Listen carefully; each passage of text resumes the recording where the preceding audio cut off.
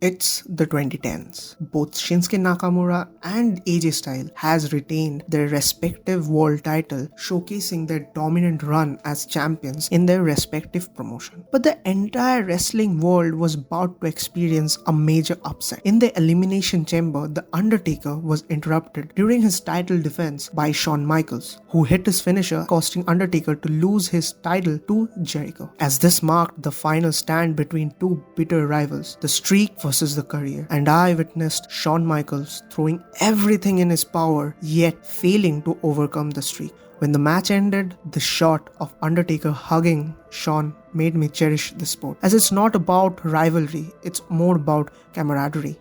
Pro wrestling to me has always been fascinating, considering the fact I reside in India, and when I was small, TNA and WWE were the only shows that were being aired on weekly television, so it made my jaw drop when I was seeing such athletes performing with sheer intensity. To tons of people, it might feel really stupid of a sport, and some of my friends even said it's just violence being marketed as sport, but to me, it was all about emotions. See, in the last decade, a simple search on the web will reveal that pro wrestling is scripted, and the film Fighting with My Family, a biopic of former WWE wrestler Paige starring Florence Pugh, showcases behind the scenes situations of how an indie wrestler turns into a global superstar. Thus, we all have a clear idea that it is scripted. So you might ask why I like pro wrestling and why I'm even talking about it. Well, I love pro wrestling for its storylines. The entire business had made me care more about wrestlers' character they portray on screen. We are already familiarized with mainstream stars such as Dwayne Johnson, John Cena, Batista, who had played a major part in shaping the 2000s wrestling era. But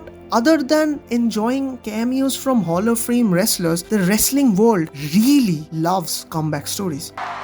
Did you miss me?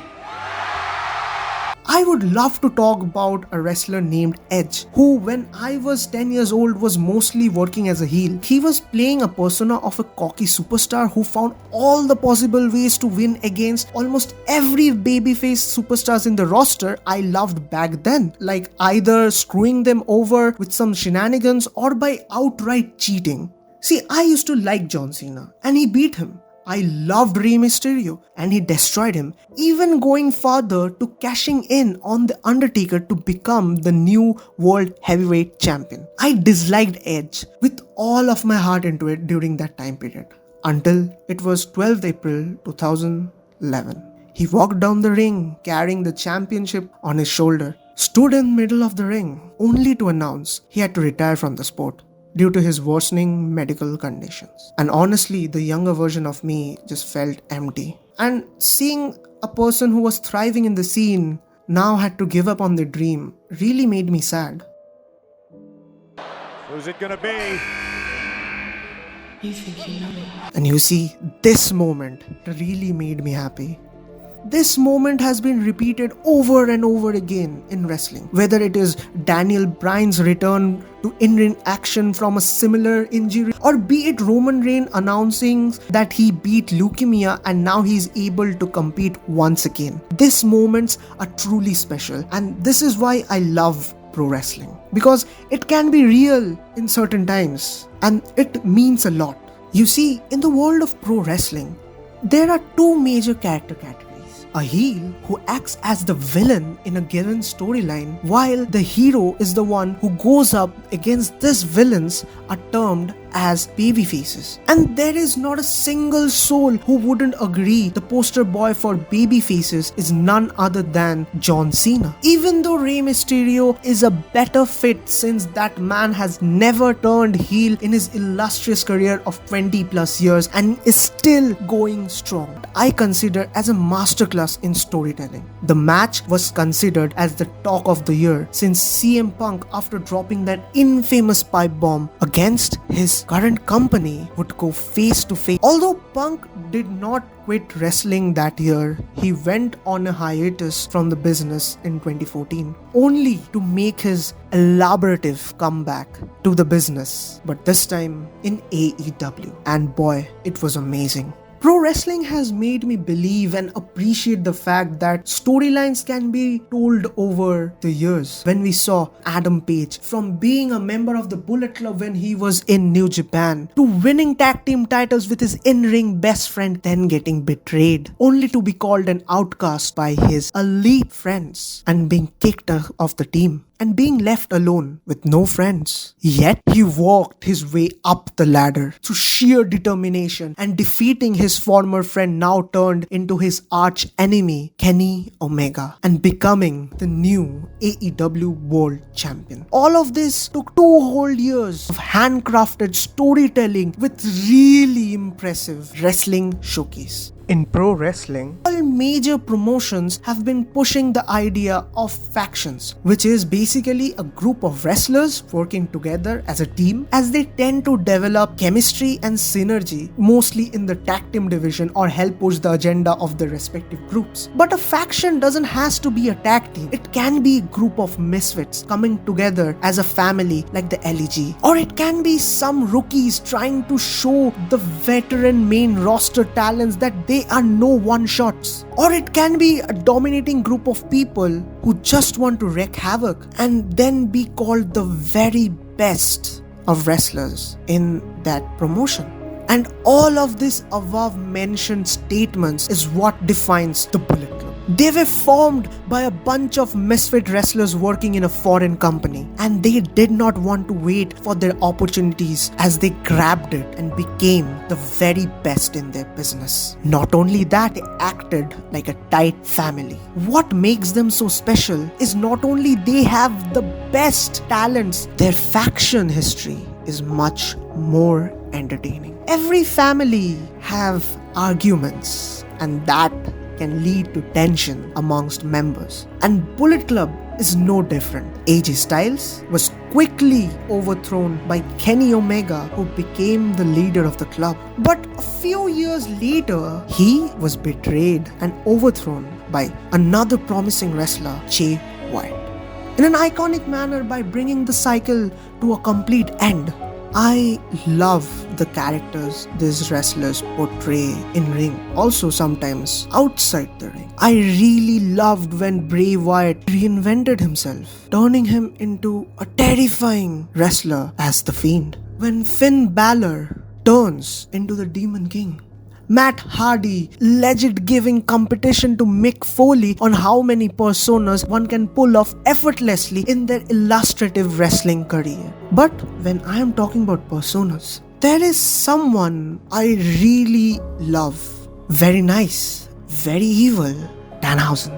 As he has been pulling off the character effortlessly, therefore never breaking the kayfabe, has an immense fan base, loves collecting various geek-centric collectibles, and has earned massive respect from Jim Cornette. Donovan Van Housen is a really genius person. He created a persona that not only has a unique spin to the ever-crowded horror niche of wrestlers, but has fan base amongst iconic wrestlers such as CM Punk and Chris Jericho. But the video will not be complete without me appreciating the mesmerizing rise of women wrestling. Tessa Blanchard winning the Impact World Championship. All those classic 4 horsewomen of WWE going against each other. Professional women wrestling matches being televised live from Saudi Arabia. And DMD Britt Baker versus Thunder Rosa in AEW. While massive respect goes out towards the legends of this sport who are still performing at the highest level, such as Mickie James and Meiko Satomura, who are both champions in their respective promotions, there is one female wrestler who I consider to be one of the very best, and her accolades backs up the state. She is the genius of the sky, Io Shirai. One truly phenomenal wrestler with an illustrious career. She has been in Mexico, being a major part of Black Lotus Triad and haunting Pentagon Jr. She had an outstanding 304-day reign as the NXT champion, also winning the tag team titles with it. But what truly defines her work is her 2 times World of Stardom Championship reign that lasted 1014 days in total.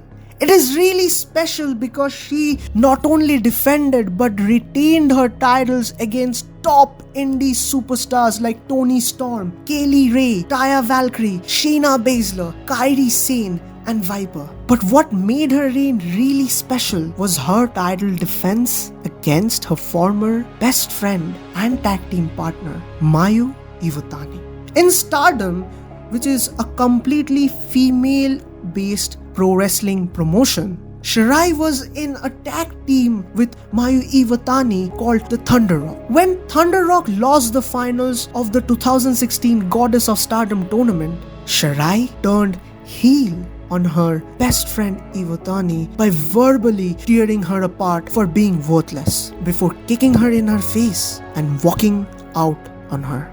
When these two met each other in the ring, every ounce of friendship was tested as they put up a masterclass. Since Wrestling Observer newsletter even rated this match 4.5 stars. Although Iwatani fell short in her attempt, she would eventually overcome Io in 2017 as she managed to win the red belt from her.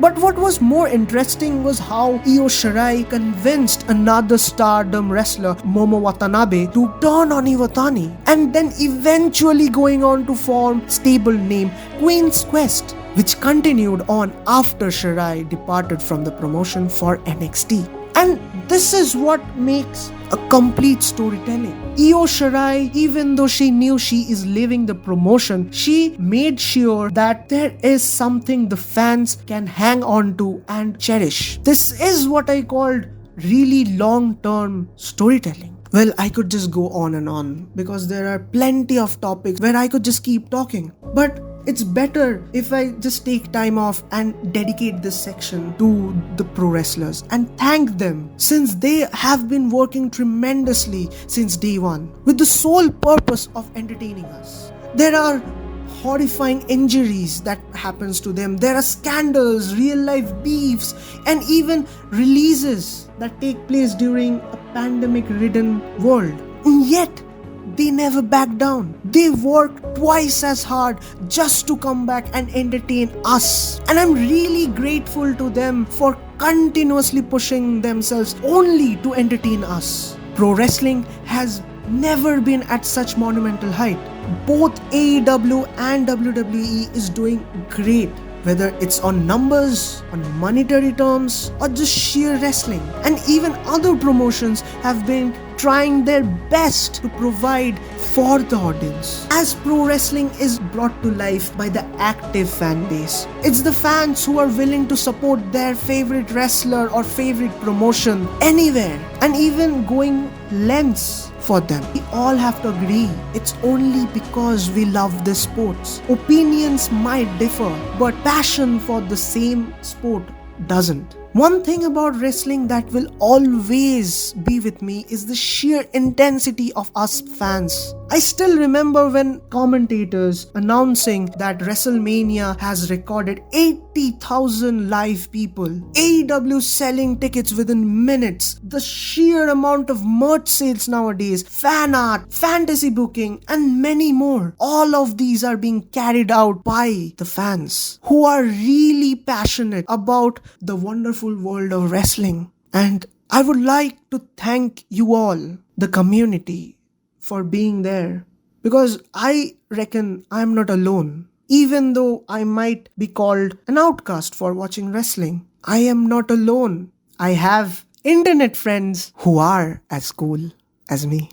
Thank you.